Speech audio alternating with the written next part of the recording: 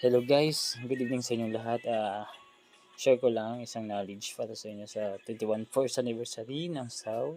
So, kung ini-encourage ko sa inyo diyan na sumali sa isang company na ito na nag-generate ng mga earn additional income for you. Ito yung SA Leadership Summit nila. Mapapanood nyo rin po yung kapag nag-explore kayo ng apps. Diyan po yung sa comment section na rin po yung link kung maaari din yung puntahan po. Opo. Dito yung ito na rin po yung Philippine Branch Business License and Operating Permit nila. Ito po yung Barangay Hall nila, Barangay Beldeher.